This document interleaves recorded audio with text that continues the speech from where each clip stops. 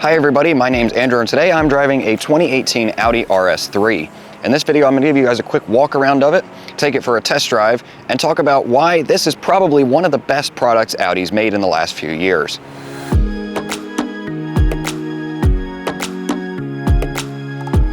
First, a little overview of this car in particular.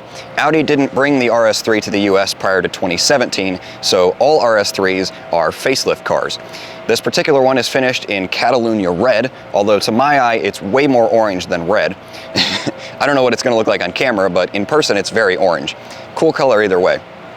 All RS3s came standard with silver accents and silver wheels. However, I think if you're going to get a bright color like this, you should go with the black optics package, which adds black trim and two-tone silver and black wheels. Although since this is now a used car, that's not actually that hard to correct either. Something I love about the RS3, as with most VW performance products, is that it's fairly subtle on the outside. Aside from this color, it looks like a normal four-door sedan. It's not anything special visually, and I love that. And actually, this particular car has been debadged on the back completely to further that point. In fact, I would love to stick like a 1.8T badge on the back of this thing. I just think that would be hilarious. But yet, it can keep up with a 911 Carrera or an AMG GT with no issues. Hopping inside the RS3, it does of course have full keyless entry, although if you're curious, this is what the key looks like. It does say RS on it, but look at that, an old school flip out key. The interior of the RS3 is very similar to the regular A3 and S3. A couple unique things though: Alcantara steering wheel, which is a nice little touch, and these performance quilted or partially quilted seats. These seats, interestingly, are actually completely manually adjustable, including the tilt, which I think is kind of unique. I guess that just saves a little bit of weight. I don't really care though. I'd rather have power seats personally.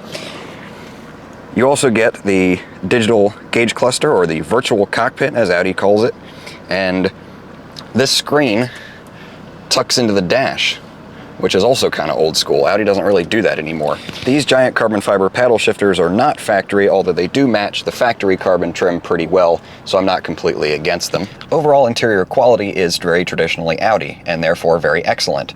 All the touch points are nice, the switchgear is clicky, it's all well and good.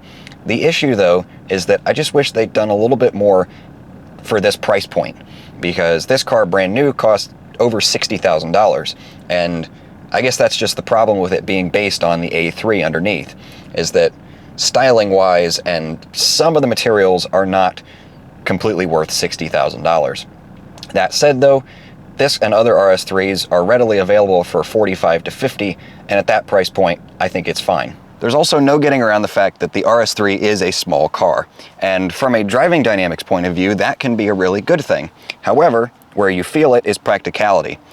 As you can see, when I put my feet flat, my knees are touching the back of the driver's seat, and this seat is in my position. I'm barely 6 feet tall. This seat is all the way back in its tracks, and there is absolutely no hope of me sitting on that side at all.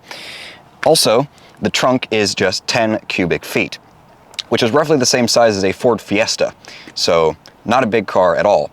And again, that can be a really good thing, but one of the reasons you buy this over, a sports car is because it's supposed to be more practical. Once you get this thing out on the road though, everything I just said in that last clip becomes completely irrelevant.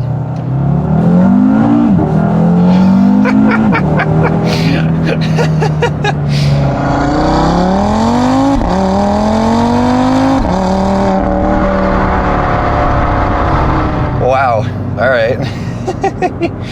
Yeah, this is a fast car. Okay, so this RS3 is not completely stock, I must admit.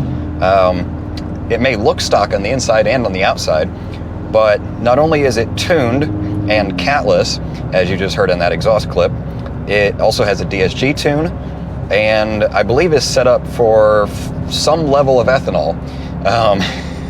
According to the little gauge down here, it's only running E20 right now. But either way, I have no idea how much power this thing makes, but I'm guessing it's at least 500, because a stage 1 tune on its own will get you over 500. So there's that. That said though, the RS3 stock is already a pretty quick car. It is of course a 2.5 liter turbocharged 5-cylinder, which is unique, and it makes about 400 horsepower stock. So the official 0 to 60 I think is 3.9, although every magazine and everything that's tested these when they came out got closer to 3.5 seconds, which, like I said earlier in the video, will keep up with most cars that people think are fast, like a 911 or an AMG GTS. And that's why this thing is so great, is the potential of it. And also the 5-cylinder. I mean, just listen to it.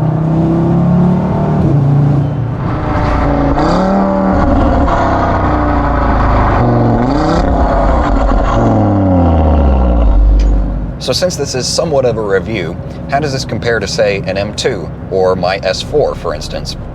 Well, obviously it is pretty easy to tune both an S4 and an M2. They are both turbocharged, so they do have quite a bit of potential there. But if you're the kind of person that just wants to drive it stock, this is by far the best value performance-wise.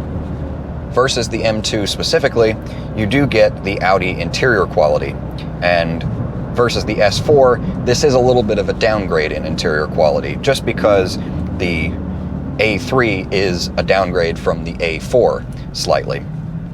Either way, this or the S4, you're going to lose the manual option. So if you want a manual transmission, the M2 is the only way to go. Price-wise, this and the M2 on the secondhand market are fairly similar. I think the M2 may be slightly less expensive if you get the regular one, and slightly more expensive if you get the competition.